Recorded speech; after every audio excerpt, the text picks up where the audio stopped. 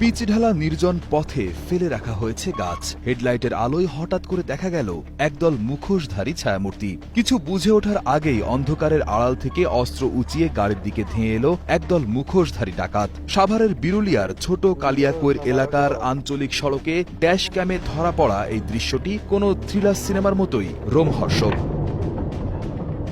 গভীর রাতে গাড়িটি যখন ছোট কালিয়াকৈর এলাকা পার হচ্ছিল তখনই ঘটে এই ঘটনা। ২২ জানুয়ারি বৃহস্পতিবার দিবাগত রাত ২:৩০টার দিকে দেখা যায় রাস্তার মাঝখানে একটি ট্রাক আর পাশে ফেলে রাখা একটি বিশাল গাছ।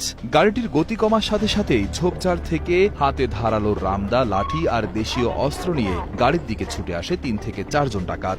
ড্যাশ ক্যামেরার ফুটেজে দেখা যায় ডাকাতরা সরাসরি গাড়ির দিকে তেড়ে আসছে এবং আঘাত করার চেষ্টা করছে। ঠিক তখনই চালক দেখালেন অসীম সাহসিকতা। একটু সময় নষ্ট না করে জীবনের ঝুঁকি নিয়ে তিনি গাড়ির গতি বাড়িয়ে দিয়ে গাছ এবং ডাকাতদের ব্যূহ ভেদ করে বেরিয়ে যান।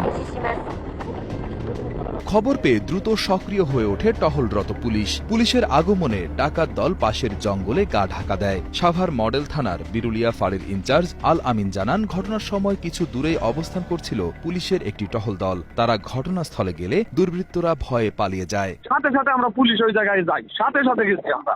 পরে গিয়ে আমাদের পুলিশের উপস্থিতিতে পাই ওরা চলে গেছিল। পরে আর আমরা কাউকে পাই নাই। পরে আমরা খুব দৌড়াইছি, ভিতরে দৌড়াইছি, ডাকাতি হয় নাই, আমরা ওই সুযোগ পাই নাই। আমরা ছিলাম কৃষিবিদের এই জায়গায়, ঠিক আছে, কৃষিবিদের রাস্তায়। আর ঢালে হয়েছিল এই সমস্যাটা। পরে গাড়ি আসতেছিল না, পরে আমরা একবারে এক টানে ওইখানে চলে গেছি। চলে যায় আমাদের উপস্থিতি দেখে ওরা দৌড়াই চলে গেছে।